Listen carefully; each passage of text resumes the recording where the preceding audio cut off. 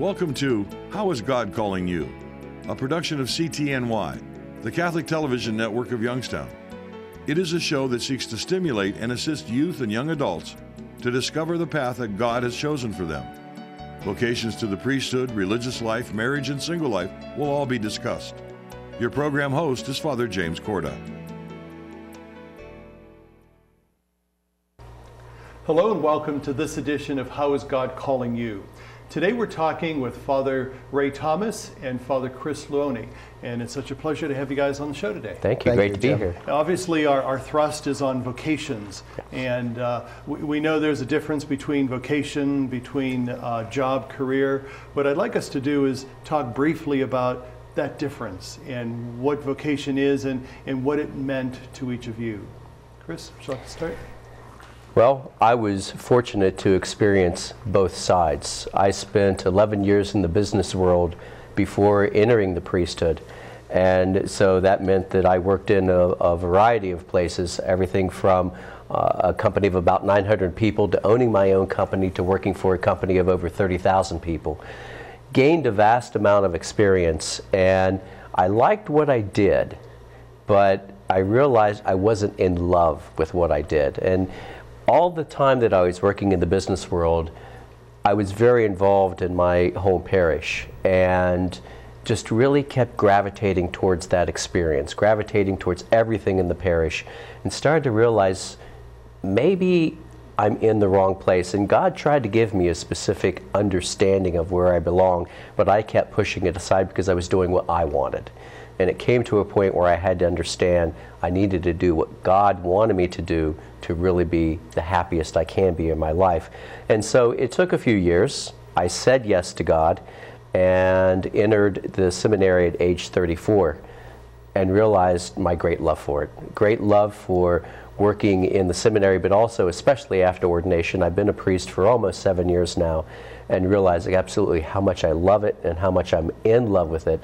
So while there was a calling to work in the business world, the true calling, which was God's calling to me, came to be as a priest. And I've loved both areas, but in greatest love with what I'm doing now as a priest. And Ray, you're celebrating your 40 years as a priest, so try to bring the clock back and think of your call, your vocation early on, and how that was like. As Chris was just speaking, I was thinking back for myself. I came out of those boomer years, and this late 50s and early 60s when talk about vocations was always very strong, and the sense of a calling by God was very strong, I think, in those days. I think it is today, but in a different sense. And as I went through my junior high years and those high school years, I began to try to discern for myself what God was calling to me. Again, going through a Catholic school, Catholic high school, and at a certain point talking to Breen Malone, who was vocation director, I think when I was a sophomore in high school. And him even asking at that time, would you want to start the seminary your junior year in high school, which was a little bit daunting for me. And I thought, no, I think I'd like to finish high school first. So following graduation from high school at Ursuline, I did make application for seminary, went through a summer program to review Latin studies when we were still doing a lot of Latin in those days, and started seminary right out of high school at 18 years old down in Cincinnati. And what drew me was, I think, wanting to follow what God called me to do, the association with the priests in our parish, and finding an attractiveness to that. And I think the sense of priesthood may have been a little bit different seen in the late 50s, early 60s, and for me developed and flourished in the realization what the real priesthood was about and what a calling was as a priest at the time of ordination. And thinking back over the 40 years, very, very happy that I followed the call that I sensed I was called to. I've been very happy as a priest, and very much in love with the priesthood, and really have a strong desire to gather with priests. I'm fortunate to be in a parish now where I've got other priests with me. So many of our men live by themselves. For me to have a couple guys in the house and to be able to invite others to join us for dinner from time to time just enhances that sense of the priesthood, that it's just not me personally, but it's me in relationship to Chris and the other priests like yourself, and then our parish and throughout our diocese. But We know that the call is there, but for some reason nowadays many are not responding to the call or listening to the call. But I think we believe that the call is there, that obviously God is calling people.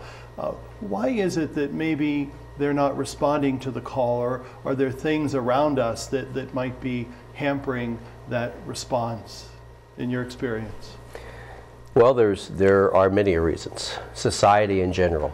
Society really kind of sets the mood for where we should be going, what we should be doing. And in fact, that's part of what motivated me as I finished college, was that the American family dream, the wife, the children, the home, everything that goes with it, and then realizing all along that God was trying to work through that to give me the best place to be. So society has a great effect on that. As well, family has a predominant effect on where children are going. Formerly working in the Newman Center environment at Kent State, and now working in it at Youngstown State University, I work with kids who are sometimes in majors that they don't particularly want to be in. They're there because their parents want them to be. The number one reason why men do not enter the seminary today is because of parents. Because parents think they know what's best for their children, sometimes more than they believe God knows. And so they believe that their son or daughter should be in a certain place. And unfortunately, religious life is not at the top of that list. Parents I've heard who have talked about, well, there's no power or position, there's no money. But they have to understand that sometimes this is not what their children are seeking. So there is that need for the parents to be open to what God is calling their children to do. As well, there are many influences, such as young men and women who do want that sense of, well, I need to have money, or I need to have a position, or they believe, well, it would be a lonely life, or it might be a life that, you know, has this or that. So until they really start to discern and then start to investigate and start to find out what truly is part of the priestly life and religious life, then they start to have those misconceptions broken down. And that's when they can truly start to let Christ in and say, you know, I need to follow what Christ is calling me to, because I've lived but what I think it is. But when I start to understand what it really is, I see that it is a great place that God wants me.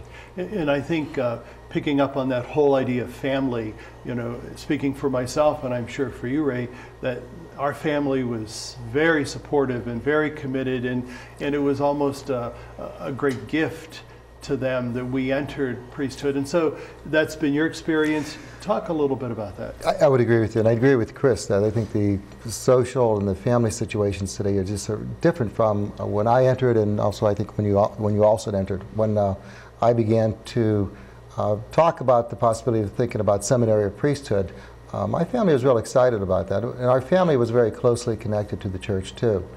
And they were very much supportive of what I wanted to do. It wasn't like they were pushing me, or my mother would often say, are you happy? And especially as I started through seminary, she'd ask me, are you happy doing what you're doing? And I'd have to say, yes, I'm really enjoying what I'm doing. There were some days you had questions about that in seminary days, but most I'd have to say yes, and they continue to be happy with all of that. I had confessions with our grade school kids yesterday, and the junior high and high school kids today.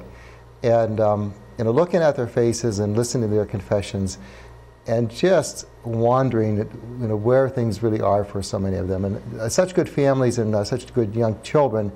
And with some of them, you want to say, do you want to think about becoming a priest? And you know, it's not the place to do that, I know, but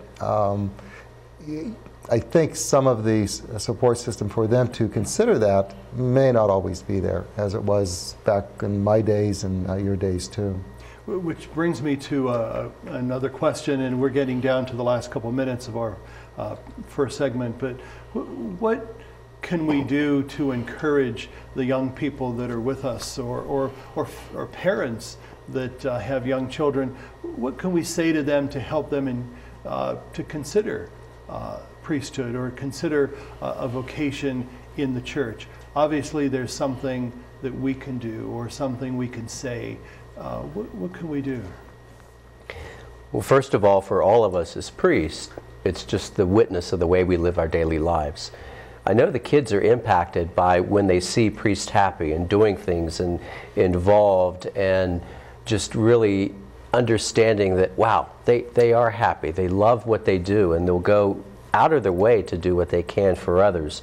So first is that understanding of that we love what we do. 93% surveys show of priests are very, very happy in what they do in their life, and if they had to do it all over again, would say, absolutely, this is where I would want to be. So there is that need for us to live by witness. There is that need for us to encourage. As Ray was just mentioning, you see it in some kids. And so we need to take that ability to step forward and just casually ask, have you ever considered the priesthood? Not only from us as priests should young men and women be hearing that, but also from families, from people in the parish, from people in the community. Everyone has a responsibility to step out, because I've heard of people saying, you know, I think so-and-so would make a good priest. Well, have you told that individual? Well, no. Encourage that person. You encourage a young man or woman, one of our seminarians will tell you that's why he is in the seminary today. In 9th grade, a woman in the parish encouraged him. It never left him. It planted that seed. So if we continue to plant those seeds personally, we're going to find our vocations increasing. And what would you and I think some of our presence with the young people in the schools or wherever, but and granted we don't have as many priests today to have that presence, but I think whenever we can be present with them, that really is a support. And I think saying something to their families. You know, there's a few families, you look at their kids and you want to say to the parents, would you ever consider encouraging your son to the priest or your daughter to the religious life? I think that would be one approach. We're getting down to our last 2 minutes now, and you're going to be with us on our second yes. Part. So we want to focus a little bit on Ray. What sustains you in all of this? What continues to give you life after 40 years, and what will give you life down the road in this whole vocation of priesthood? The people, for sure. I find that I am very much of a people person, and when I'm drained a little bit and I have to do something with a group, I'm energized by the people, and I'm surprised the energy that surfaces. I may be a little more drained after it's all done, but the people definitely. But also the association with the priest and the bishop. I think I really enjoy the contacts and the connection with our brother priests, and when the bishop is able to be a part of our lives, it really enhances it for me. But I think that's one of the key things between the people and my brother priests. Hey, well, thank you very much for being with us. Thank you. Enjoyed being. Please stay with us. We'll be back in a moment.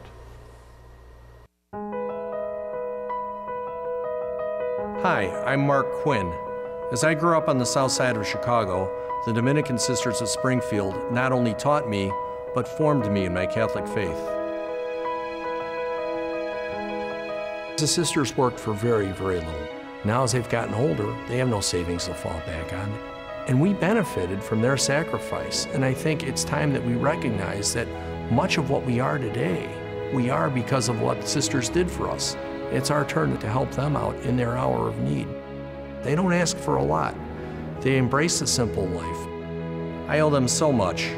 That's why I make an annual donation to the Retirement Fund for Religious. Do you remember the religious men and women who shaped your life? Say thank you to them by donating to the Retirement Fund for Religious at your local parish. Join me. Share in the care.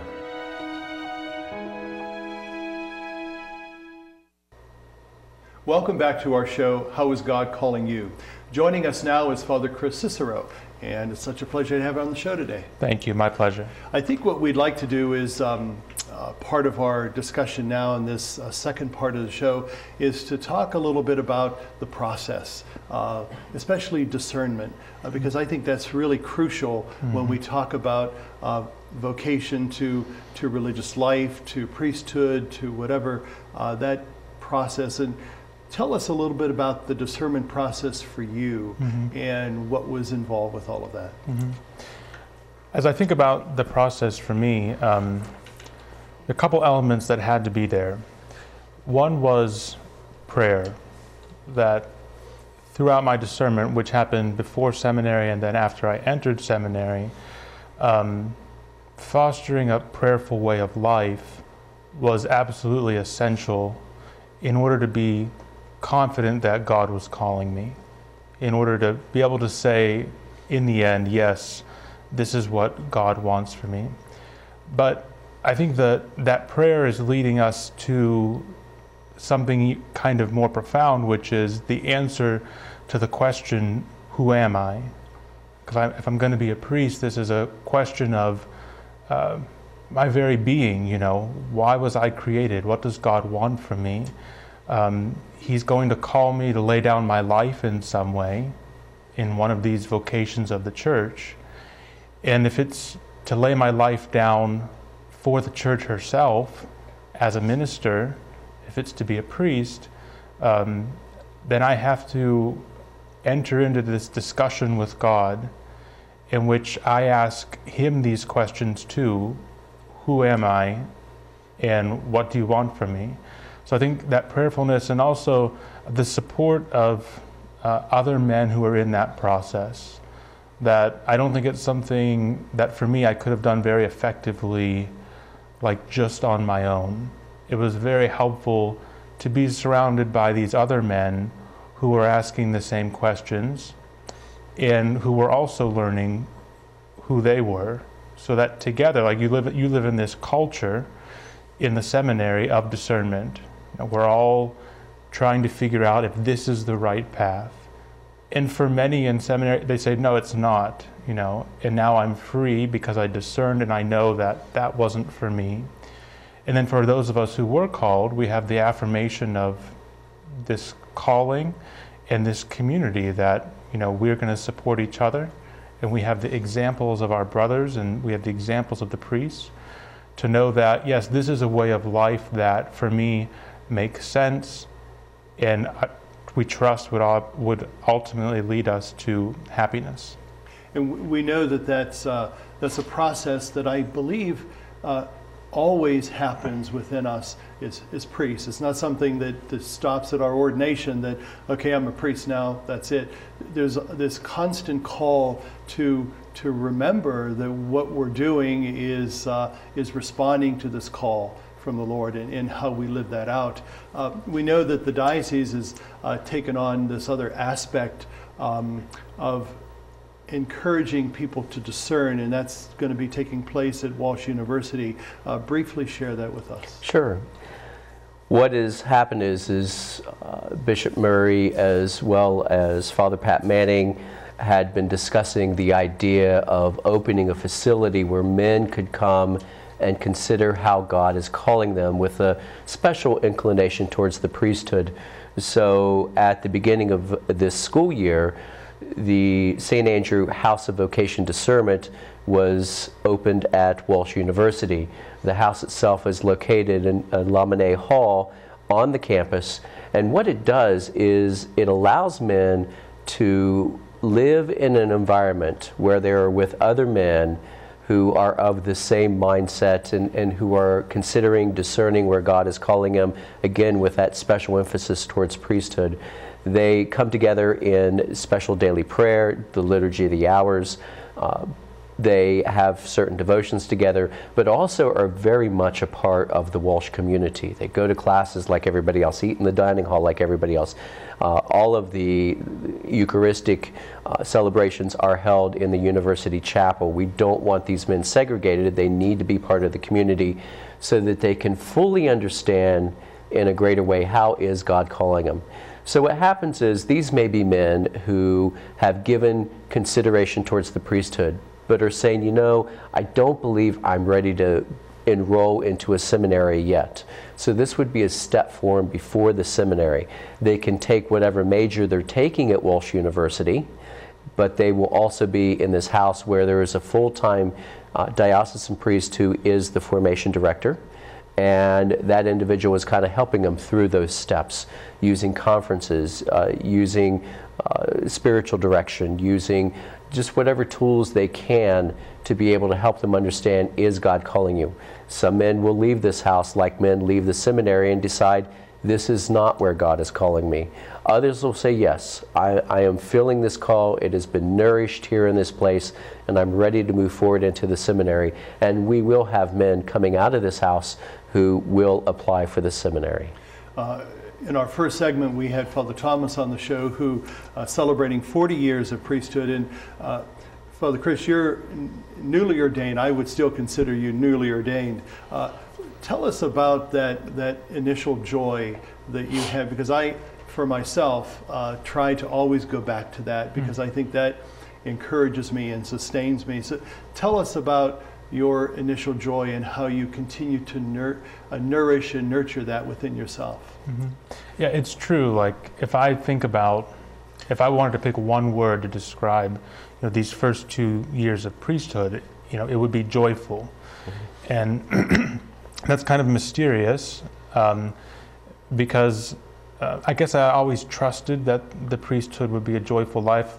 Priests have always told me that, I'm happy to be a priest, and I would choose it again. So all throughout my discernment, they were saying that. And then it's another thing to experience it and to be living it. And I think it is a mystery, because you can't always say, well, this is exactly what's causing this joy. It's happening because of this. But it's something kind of all-encompassing. Every day of ministry is different and presents different graces, different challenges. But I can say that there hasn't been a day yet, even the most challenging days, when I don't end the day saying that it's all worth it, and saying that I understand what this is. This is my life. It's what God called me to, and I would choose it again. I think I could say every day, I could say that to myself at the end of the day. So I guess it's the fruit of, I think, the grace of ordination and of ministry and all of this kind of coming to life and being a source of joy for me. In our lives as priests, there are things that we really enjoy doing, we really like to do, and there are things that we do because we have to do it. Mm-hmm. What is it that you do that you really love doing, that gives you joy in your priesthood? For me, it's being with people. I absolutely love being with people, working with them, helping them, sharing life with them, being able to move them forward in not only the way in which they live, but most especially in the way that they come to know Christ in a greater way. So really that is one of my greatest joys, is just working with people. I can't imagine not working with people. And what's one of your greatest joys? One of the things that comes to mind, probably because it's something I did this morning, is I had a funeral mass, celebrated a funeral mass. And like logically, things like that should not be a source of great joy. This is kind of melancholy and people are sad. But I think because it's one of the best ministerial opportunities that I have as a priest and that the church has, it can be very rewarding. And it's one of those times when you know that you're on the path with the people. You're really journeying with them through the time of grief, and that what the church has to offer them in that moment is really powerful. And the people, I hope, are kind of coming to see that, oh yes, this is what we need now. We do need to be praying for this deceased person because they need it and we need it. And to be there with them and to kind of lead and serve in that moment, for me is a source of great joy. I think another thing, at least speaking personally, is sometimes we affect and touch people in ways that we're not even aware of. Right. Mm-hmm. You know, it might be something we preached about, it might be something we did, it might be just a kindness that we performed. And so we're not aware of those things that we do for others that impact them and influence them. For the folks that are with us that might be thinking about a vocation or might be in a position where they can foster or encourage a vocation, what are some things that we'd like to share with them to get them to help them, but also to encourage them to promote vocations? That's something we really aggressively need to be about. So briefly, what can we do, or what can you say to them? The first is to pray. Prayer is absolutely necessary. But with prayer also needs to come that action, that ability to, when we get a sense that somebody in the parish may have a calling, whether it be as a priest or a lay person, to be able to take that courage to say, have you considered, is a major step, because we have to consider that maybe we're the way by which God is planting a seed in that individual. And then for the person himself or herself who is thinking about it, when they come into prayer, the greatest thing for them to have is courage. Courage and trust in God, that God is going to get them to the right place, because God wants every one of us to be happy, and we're going to be happiest when we're doing what God wants. Parents should consider that as well. Their children are going to be happiest when God is doing what God wants them to do. So the parents need to pray for what God wants for their children. So that prayer, that sense of trust and courage, that ability to step forward and say, have you considered, are all important factors. And what would you like to tell people? I would say pay attention to the things that you love. So if a man was preparing for marriage, if he couldn't say that he loved his fiancée, we would say, well, maybe this isn't the right time, or this isn't the right person. So in a certain sense, I think a young man discerning the vocation of the priesthood has to be able to say, I love the church. Like, the church is something that helps me to have meaning in my life. The church is something that I would lay down my life for. I would give my life to the people of God. And so I think if a person's in tune with the things that he loves, then he can be in tune with the way that God is calling him, to whichever vocation it may be. Well, Father Cicero, Father Loney, thank you very much for your presence on our show today. And thank you for having us. God bless you in your respective ministries. Thank you very much. And thank you for being with us. Have a good day, and God be with you.